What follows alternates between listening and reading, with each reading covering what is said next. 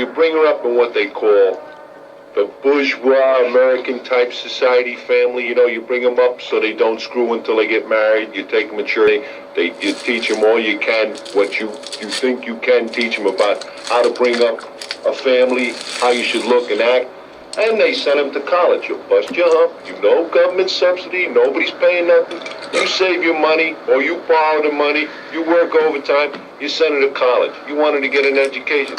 The first Easter, she comes home on a vacation. She says, "Hey, Dad, I'm living with some guy." "You're living with some guy? What do you mean you're living with some guy?" "Well, this is the thing now.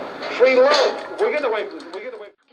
Hello everybody, I'm B-Bake from Baker Brother Films and of course Revelation Primo.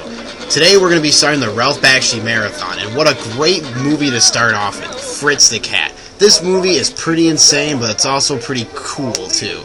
It was based off the R. Crumb comic books, which were very popular in the 1960s, and while our director Ralph Bakshi was working at Terry Toons, he read the comic books and was inspired to create this really crazy, bizarre, and off-the-wall movie.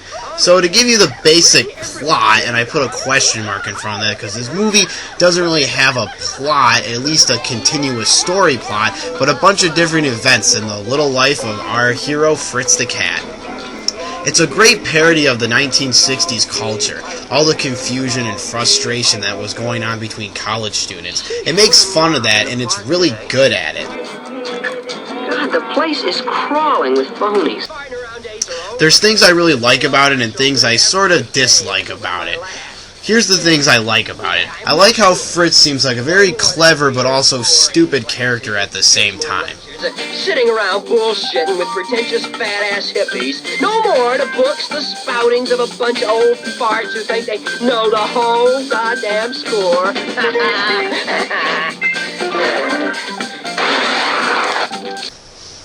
Fritz is really good at playing the field, if you know what I mean, and I like his takes on trying to pick up really stupid hippie chicks that are trying to be pretentious. My soul is tormented. Gee. Oh, no. I've been up and down the four corners of this big old world. I've seen it all. I've done... I want to be in on this thing. Yeah, what about my soul, you fink? 4 in a bed. That's a kick I haven't tried yet. What? Huh? Yes. Together we shall all learn the real existential essence of the life force. Yes, existential. I heard that word once.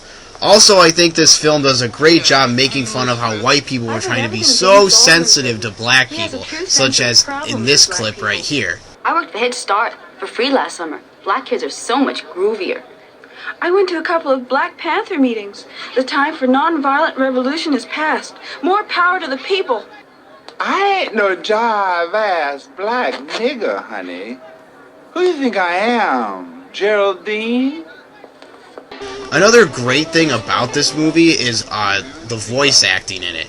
Ralph Bakshi voiced the pig cops and did a great job at doing it. I'll just show you a quick example right here. Got the deeper voice, you see? And I want you to yell, "Open the fucking door." Now say the word fucking because that makes you sound... But another great thing about the voice acting is that most of this was recorded on the streets and wasn't necessarily recorded in a professional booth, which makes it sound very natural, like actual people are talking. And that's what I think is pretty cool about this movie, is that it doesn't try to go for cartoony and really stupid voices. It tries to go for a more realistic approach. That's me. You know, it was one of the motherfuckers down there telling us they did. About the Civil War. Civil War. And I'm gonna be standing back. See? Get him, baby. Also, I really dig the animation in this film. It's very close to R. Crumb's animation, and Ralph Bakshi said he spent many days trying to mimic Crumb's style. And it shows, and it pays tribute to Crumb's really unique and sometimes really offensive artwork. I really like it, and I think it's pretty cool. Another good thing about this movie is its humor. As I mentioned, it's a great parody. It doesn't necessarily go for doesn't go for a South Park type of humor if that's what you're thinking when you see the X rating. It's more about, it's very dry humor. Just really subtle, not necessarily in your face. How you a drink, cat? Just 'cause I think you got coolness. Oh, great. Hey, boy, can I have a drink?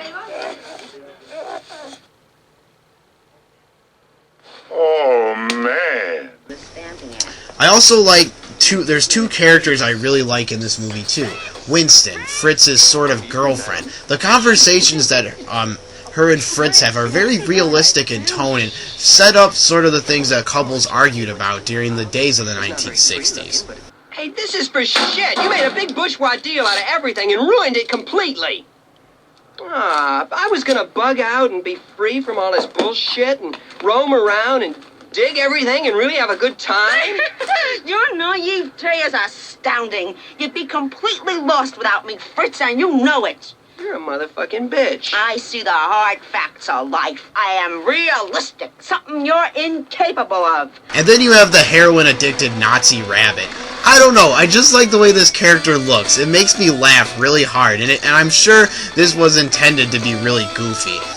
Now, I guess I better talk about some of the dislikes. It's a very violent film, and it all would be fine, but some of it gets kind of disgusting at points. There's also a lot of filler scenes. Even for a 79-minute movie, there's a ton of filler scenes, and they get very annoying after a while because you knew the animators didn't have anything better to do but to show you these weird scenes. I also don't like how characters seem to come and go. We never find out what happens to Winston, so I'm kind of disappointed about that. Okay, go fuck yourself. You're such a child. Those are the things I dislike about it, but I also dislike Crumb's reaction to the film. R. Crumb has gone on the record to say that he hates this film, but I don't see what he was expecting. I think one of the things that bothers me about Crumb's reaction is how he said, "Oh, they perverted my character." But it's like, dude, your character was already perverted. You're a pervert. How dare you say that about Ralph Bakshi's great adaptation of your otherwise insane comics? That's the thing, is that it has to be insane in order to be a perfect adaptation, and that's what this is.